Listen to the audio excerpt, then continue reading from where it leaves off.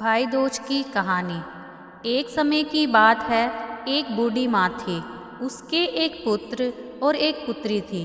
पुत्री की शादी हो चुकी थी।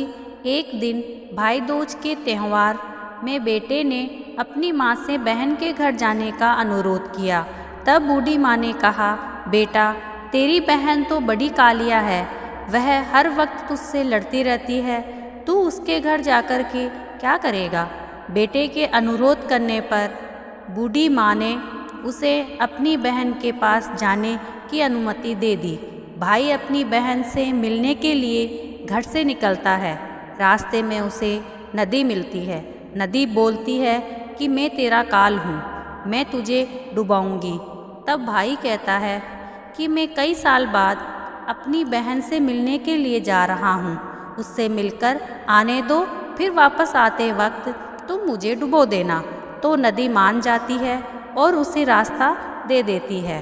थोड़ा आगे बढ़ता है तो रास्ते में उसे सर्प मिलता है। सर्प बोलता है कि मैं तुम्हें डसूंगा। तब भाई कहता है, पहले मुझे अपनी बहन से मिलकर टीका लगवा लेने दो, फिर तुम मुझे डस लेना। सर्प भी उसे रास्ता दे देता है। अब वह आगे बढ़ता है। आगे जंगल में उसे एक शेर मिलता है। शेर कहता है कि मैं तुझे खाऊंगा। तो भाई उसे भी वही बोलता है कि मैं पहले अपनी बहन से मिलकर टीका लगवा लूँ, फिर लौटते समय तुम मुझे खा लेना। शेर भी उसे रास्ता दे देता है। और अब भाई अपनी बहन के घर पहुँचता है और आवाज़ लगाता है, देख बहन, 7 कोस दूर से तिलक करवाने के लिए तेरा भाई आया है। बहन उस वक्त सूत काट रही होती है। तब उसका सूत बीच में से ही टूट जाता है। यह मानता है कि यदि सूत कटते वक्त सूत बीच में टूट जाए तो जिस बहन के इकलौता भाई होता है, वह सूत जब तक पुनः जुड़ नहीं जाता है तब तक बहन बोलती नहीं है। भाई बाहर से पुनः आवाज़ लगाता है। भाई की आवाज़ सुन जब बहन जवाब नहीं देती है तो भाई मन में सोचता है कि मुझ गरीब से मेरी बहन बात तक नहीं करना चाहती। माँ सही कह रही थी, मुझे यहाँ पे नहीं आना चाहिए था। यह सोचकर वह वापस जाने लगता है। इतने में ही बहन का सूत जुड़ जाता है और वह भाई को आवाज़ देती है और उसकी तरफ दौड़ती है और उसे बात न करने का कारण बताती है। बहन बड़े प्यार व स्नेह से अपने भाई को घर में ले आती है और वह अपनी सहेली पड़ोसन के घर जाती है और उससे पूछती है कि सहेली, कोई जान से भी प्यारा मेहमान अगर घर पे आए तो क्या करना चाहिए।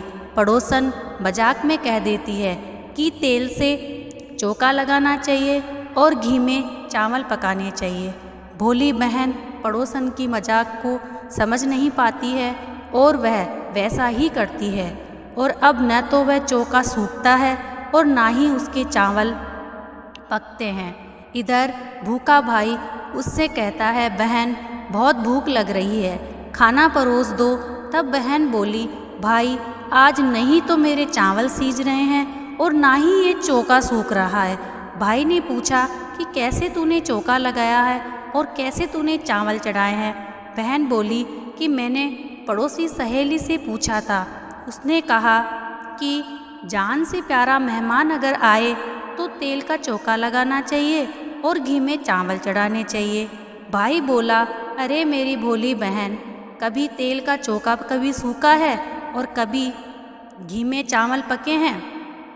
तू पानी का ही चौका लगा और पानी में ही चावल चढ़ा। फिर वह ऐसा ही करती है। जब चौका सूख जाता है और चावल पक जाते हैं तब उसने घी और शक्कर डाल करके भाई को भोजन कराती है और फिर उसके तिलक करती है। कई दिन बीत जाते हैं। एक दिन भाई बोला, बहन अब मैं घर वापस जाऊंगा, माँ अकेली है। अगले दिन सुबह बहन जल्दी उठ करके गेहूँ पीस करके भाई के लिए लड्डू बनाती है और कुछ लड्डू अपने बच्चों के लिए रख लेती है। अपने भाई को विदा करती है। सुबह जब बच्चे उठते हैं तो माँ से खाने के लिए मांगते हैं। तब माँ उन्हें वही लड्डू दे देती है तब वह देखती है कि ये क्या, सारे लड्डू हरे रंग के हो गए। फिर वह चक्की में देखती है तो उसमें गेहूं के साथ एक सर्प भी पिस गया होता है। वह उन लड्डुओं को फेंक देती है और अपने भाई के पीछे पीछे भागती है।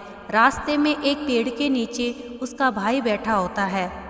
उसे देखकर भाई बोला कि क्या हुआ बहन? तब बहन पूछती है, मैंने तुझे जो लड्डू बांधे थे वो तुमने खाए तो नहीं हैं? तो भाई बोलता है कि तेरे लड्डू मैंने अभी नहीं खाए हैं, वो पेड़ पर टंगे हैं, ले लो। वह पेड़ से लड्डू उतारती है और वहीं गड्ढा खोद करके उन लड्डुओं को गाड़ देती है। फिर अपने भाई को सारी बात बताती है। भाई बोला, बहन तूने एक बार तो मुझे मौत से बचा लिया, लेकिन मैं पीछे कईयों को साई देकर आया हूँ। और बहन को सारी बात बताता है। वह दोनों बैठे वहाँ बात कर ही रहे होते हैं कि बहन भाई से पानी मांगती है। भाई बोला, थोड़ी दूर एक तालाब है, वहाँ से मैं अभी पानी लेकर के आता हूँ।